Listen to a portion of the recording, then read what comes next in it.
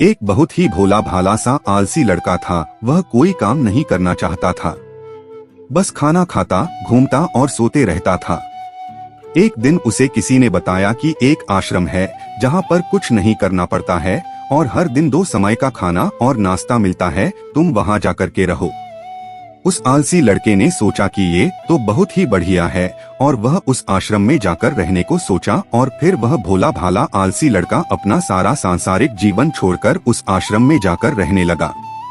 आश्रम में गुरुजी रहते थे। वह कुछ समय सबको प्रवचन देते हैं। वह आलसी लड़का सुनता था, बाकी समय आराम करता था और फिर भरपेट खाना खाकर सो जाता था।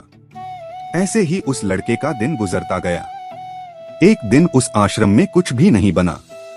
नाश्ते के समय नाश्ता नहीं मिला। उसने सोचा नाश्ता नहीं मिला, भोजन तो मिलेगा। अब भोजन के समय भी उसे भोजन नहीं मिला। लड़का दौड़ करके गुरुजी के पास गया और उसने पूछा कि आज भोजन क्यों नहीं बना। गुरुजी ने कहा कि बेटा, आज एकादशी है और जितने भी आश्रम के सदस्य हैं उनका उपवास है और तुम्हारा भी आज उपवास है, आज भोजन नहीं बनेगा। वह लड़का आलसी था और उसे भूख भी बहुत लगता था। उसने गुरुजी से बोला कि मैं उपवास नहीं रहूंगा, मुझे भूख लगी है, मैं खाना खाऊंगा। गुरुजी ने बोला ठीक है, जाओ भंडारे में से सामान लेकर के आओ और आश्रम में नहीं बाहर ले जा करके बना लो, लेकिन याद रखना भोजन बनाने के बाद सबसे पहला भोग भगवान को लगाना और फिर तुम प्रसाद पाना। वह लड़का बोला ठीक है और फिर अनाज लेकर नदी की ओर पहुंचा। भोजन पकाने लगा, तैयार हुआ। उसके बाद कहने लगा कि भगवान श्री राम आइए, पधारिए, भोग लगाइए। अब जब उसे लगा कि भगवान तो आ नहीं रहे हैं तो फिर कहने लगा कि मुझे मालूम है आपको तो अच्छा खाने की आदत है, मैं बना नहीं पाया और मुझे अच्छा भोजन बनाने भी नहीं आता, लेकिन जो भी रूखा सूखा बना है आकर खा लीजिए। भगवान श्री राम उसकी सरलता पर बहुत ही प्रसन्न हुए और उस लड़के को दर्शन दे दिए। उसने देखा कि भगवान श्री राम आए हुए हैं और उनके साथ में माता सीता भी आई हुई है।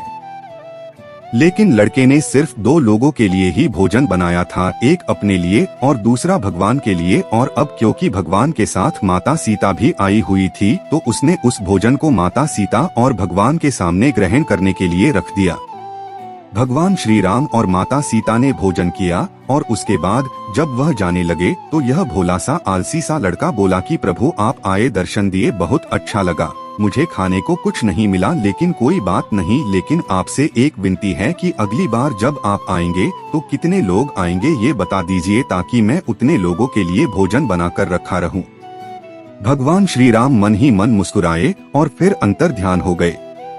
लड़का आश्रम गया, दिन बीतता गया और फिर एकादशी का दिन आया और इस बार उसने 3-4 लोगों के लिए अनाज लेकर के खाना बनाने के लिए नदी के किनारे पहुंचा और उसने बड़े प्रसन्नता से भोजन बनाया और इंतजार करने लगा कि प्रभु आइए और भोग लगाइए। इस बार लड़का देखता है कि भगवान श्री राम पूरा राम दरबार लेकर के आए हैं, जैसे माता सीता, लक्ष्मण, भरत, हनुमान जी और सभी लोग आए हैं। लड़के ने 3 से 4 लोगों का भोजन बनाया था और इस बार भी भोजन कम पड़ गया। लड़के ने निराश होकर भोजन को प्रभु के आगे रख दिया। उन्होंने भोजन किया और फिर चले गए और इस बार भी लड़का फिर से भूख रह गया। अब लड़का फिर आश्रम गया, दिन बीतता गया और फिर एकादशी का दिन आया और इस बार गुरुजी से कहने लगा कि गुरुजी मुझे इस बार थोड़ा ज्यादा अनाज चाहिए। गुरुजी सोचने लगे कि यह इतना सारा अनाज का करता क्या है, कहीं इसे बेचता तो नहीं है। फिर उन्होंने कहा कि ठीक है, भूख से परेशान रहता है। लड़के ने कहा कि नहीं गुरुजी, मैं भूख से परेशान नहीं रहता हूँ, प्रभु के साथ बहुत लोग आते हैं, उनको भी तो भोजन करना पड़ता है। गुरुजी को लगा कि लड़का पागल हो गया है, लेकिन गुरुजी ने सोचा कि चलो एक बार चलकर देखते ही कि लड़का इस अनाज का करता क्या है। वह भोला सा लड़का अनाज लेकर के नदी के किनारे पहुंचा और इस बार भोजन बनाया नहीं। उसने सोचा कि प्रभु हर बार ज्यादा लोगों को लेकर के आते हैं, इस बार वह जितने भी आएंगे खुद बना करके भोग लगा लेंगे और फिर प्रेम से प्रभु को बुलाने लगा। गुरुजी ये सब छुपकर देख रहे थे कि ये भोजन तो बनाया नहीं और प्रभु को बुला रहा है। लेकिन लड़के ने देखा कि इस बार प्रभु के साथ बहुत से लोग आए हुए हैं तो उसने प्रभु के सामने हाथ जोड़ करके कहा कि प्रभु माफ करना, आप बहुत सारे लोग आते हो, मुझे संख्या पता नहीं होती है और मेरी हिम्मत भी नहीं होती है कि इतने सारे लोगों के लिए भोजन बनाऊं। आप स्वयं आइए, बनाइए, खाइए और भोग लगाइए।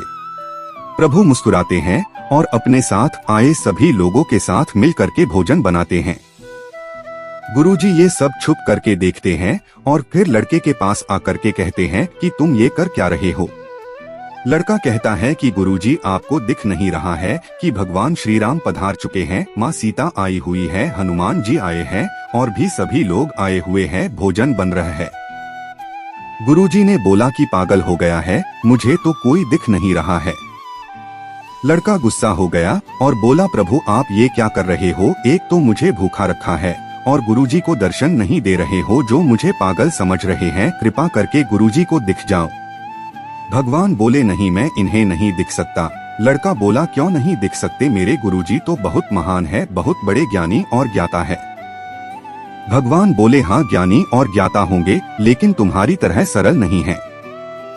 जो सरलता तुम में है वो तुम्हारे गुरुजी में नहीं है। लड़के ने ये बात गुरुजी से कह दी कि भगवान श्री राम कह रहे हैं कि आप में सरलता नहीं है, आप मेरी तरह सरल नहीं हैं, इसलिए आपको नहीं दिख सकते।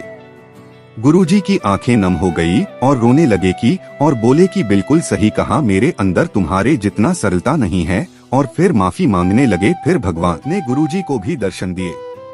ये कहानी हमें सिखाती है कि जीवन में सरलता सबसे आवश्यक है। जितने सरल बने रहेंगे उतना जीवन में आगे बढ़ते चले जाएंगे। जब आप सरल होते हैं तो आप खुद भी मुस्कुराते हैं और दूसरों को भी मुस्कुराने की वजह देते हैं। आशा करता हूँ कि कहानी पसंद आई होगी। इस कहानी पर आपकी क्या राय है, हमें कमेंट करके जरूर बताएं। कहानी पसंद आई हो तो लाइक शेयर करना ना भूले। चैनल पर नए हो तो चैनल को सब्सक्राइब जरूर कीजिए। कहानी सुनने के लिए आपका बहुत बहुत धन्यवाद।